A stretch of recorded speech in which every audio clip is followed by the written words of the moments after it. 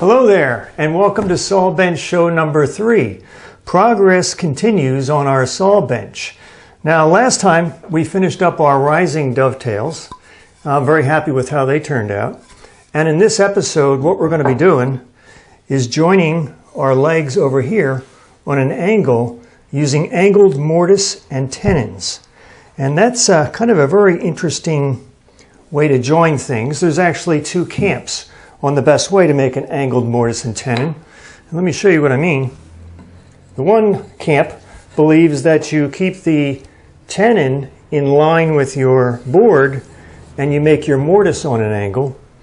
And the other group thinks that you angle your tenon and that will go into a straight mortise. So two different schools of thought there. Traditionally it's been done both ways, so there's no support there one way or the other. But in this case, the decision has been made for us because if you remember, our rising dovetail is on a 1 4 slope.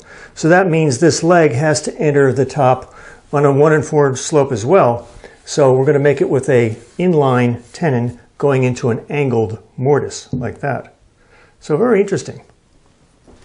Now I've already marked this one here, so you can see the shoulder needs to have an angle on it, and there's the tenon here. So I've got all my cut lines. These are knifed, and you can see here that it's marked so it's going to be proud of the top of my bench, and then I'll just cut that off with a flush cut saw after it's glued up. So let's get started. First thing I want to do here is notch these cut lines a little better before I saw it. So let's get started there. Now let me just show you. I need to cut these shoulders on an angle. And there's a couple ways to do that that will help me. In this case, I can use the pencil lines down here and line up my chisel with the pencil line like that. That works very well. In some cases, if you don't have a pencil line to reference, I can use a bevel gauge set for the same angle. And then I can line up my chisel referencing the bevel gauge like that. That works good. But I think the best way in this case, if you have the time, is to make a scrap piece of wood here with the bevel put on it, and then simply use that as a guide for your chisel. So that's what I'm going to be doing in this case. I think that works pretty well. Let's do that. Make sure that's straight. Okay.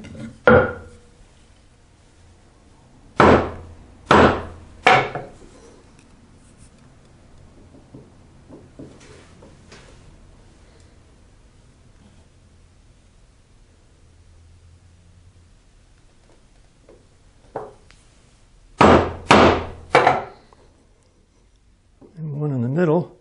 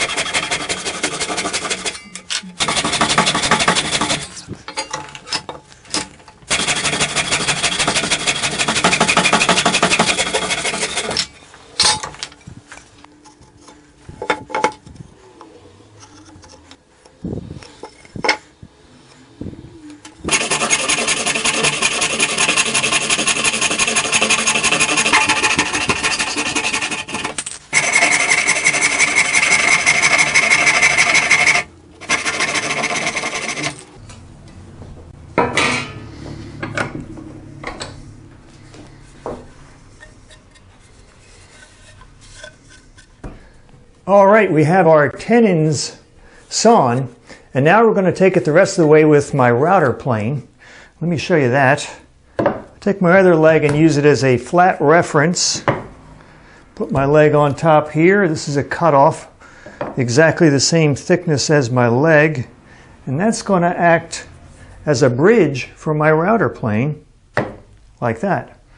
So let's fasten this down and I'll show you how this works.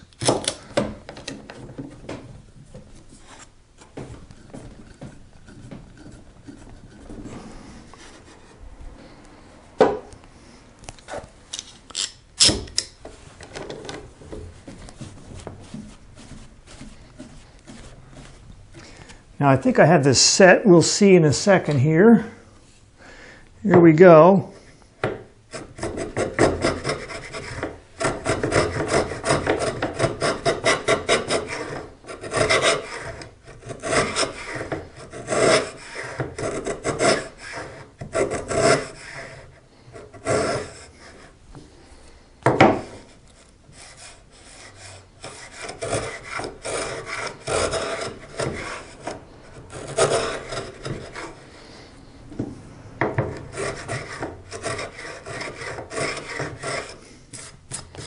Let me bring it down a little bit more.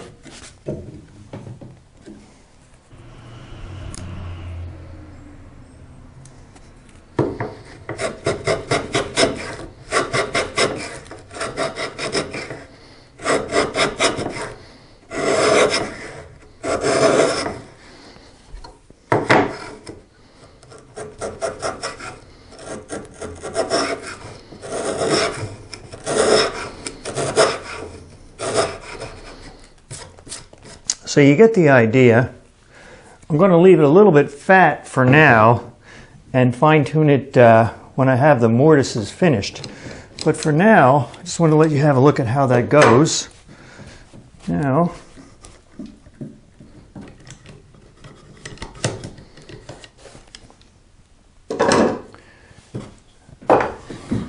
let's move on to our mortises.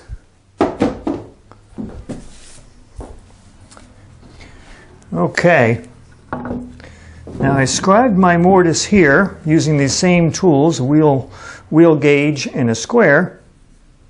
You can see it here. And then on the other side, let me show you that.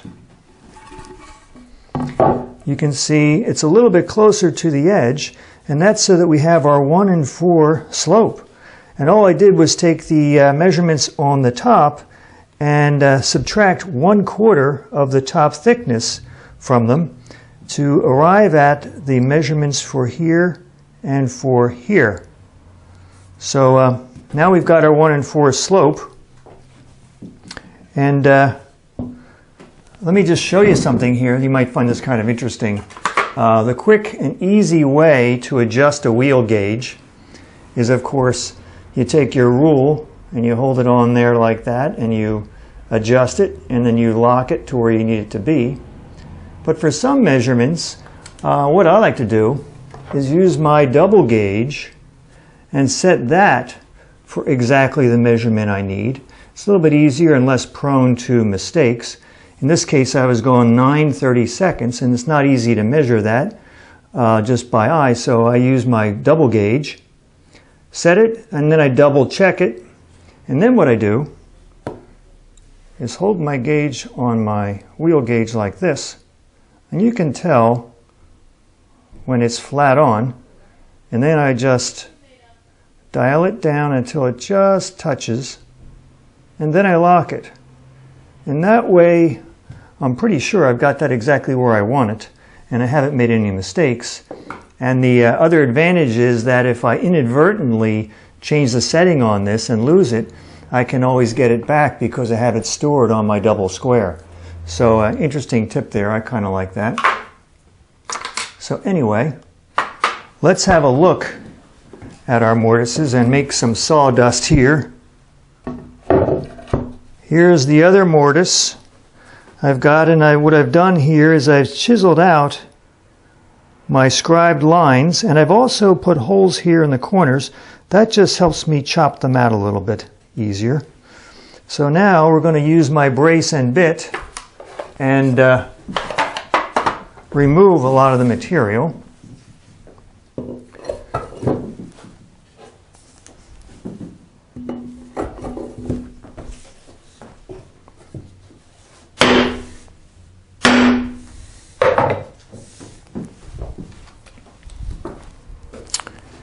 Here's my brace and bit.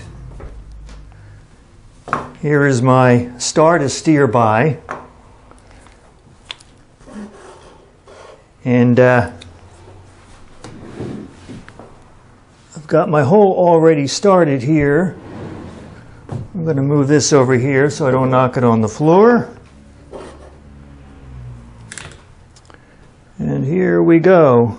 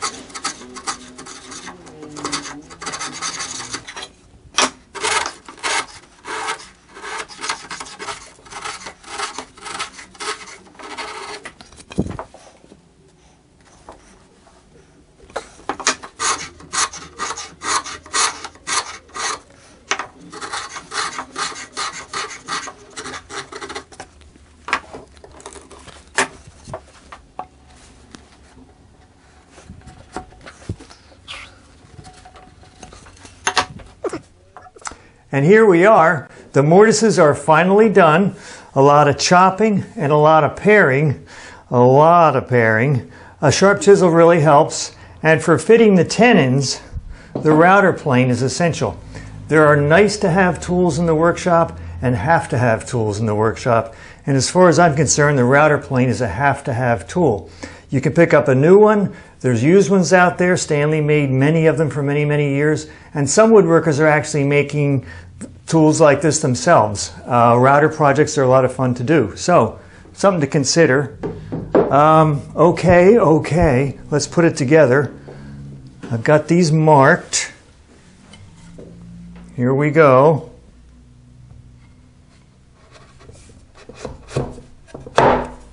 That's that one.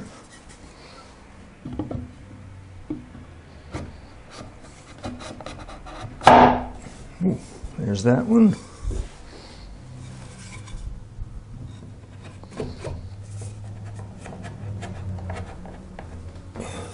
The rising dovetail. And this one over here.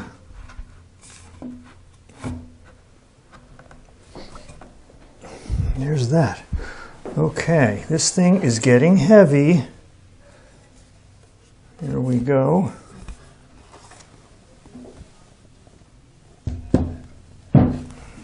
Voila! It's on its feet. It's standing. How about it? Now these back legs are about 1/4 inch long right now, and I'll cut them to size, perfect length, after the glue up. So we'll just balance it here now to keep it level. That's how it's actually going to look right here. And there it is. These will be trimmed off. And I really like it when a project starts to come to shape. So looks great. Oops. Jonine said I had to put this on here, and she's right. There's our little model. And when we come back, the next thing we're going to be doing is putting these stretchers on here. And they're going to be done with mortise and tenon as well. And then later down the road, we have to put the short stretchers on as well. So lots to do.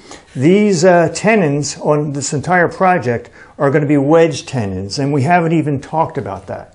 So should be exciting. Thanks for your patience. Thanks for stopping by, and see you next time.